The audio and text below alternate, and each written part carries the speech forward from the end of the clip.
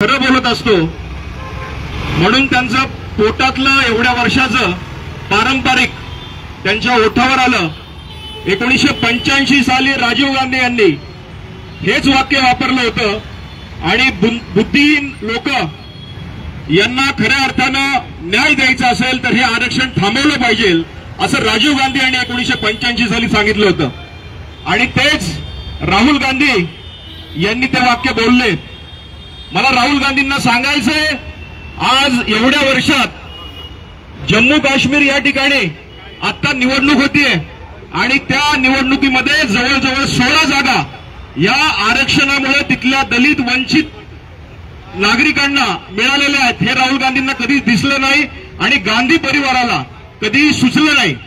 मी राहुल गांधींचा या ठिकाणी निषेध करतो आणि आज काँग्रेस जरी खूप बडबड करत असलं की आम्ही एससी बरोबर आहोत, ओबीसी बरोबर आहोत, पण काँग्रेसची जर परंपरा पाहिली नेहरूंपासून इंदिरा गांधींपर्यंत आणि राजीव गांधींपासून ते राहुल गांधींपर्यंत, तर काँग्रेसने खऱ्या अर्थानं आजपर्यंत या आरक्षणाला विरोधच केलेला आहे। या पिंपरी चौकामध्ये ज्या ज्या गाड्यांमध्ये माझा आवाज पोहोचतोय त्या सगळ्यांना मी सांगू इच्छितो की आज डॉक्टर बाबासाहेब आंबेडकरांना भारतरत्न देण्याचं काम कुणी केलं असेल तर ते वाजपेयी सरकारने आणि भाजप सरकारने केलं।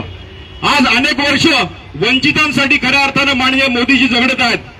आज आपण बघत आहोत की भारतरत्न डॉक्टर बाबासाहेब आंबेडकर यांचं लंडन मधलं घर असेल किंवा त्यांचं नागपूर आणि मुंबई स्थित त्यांच्या स्मारक असतील, याला खऱ्या अर्थानं निधी देण्याचं काम हे भाजप सरकारने केलं, ते काँग्रेसला कधीही सुचलं नाही।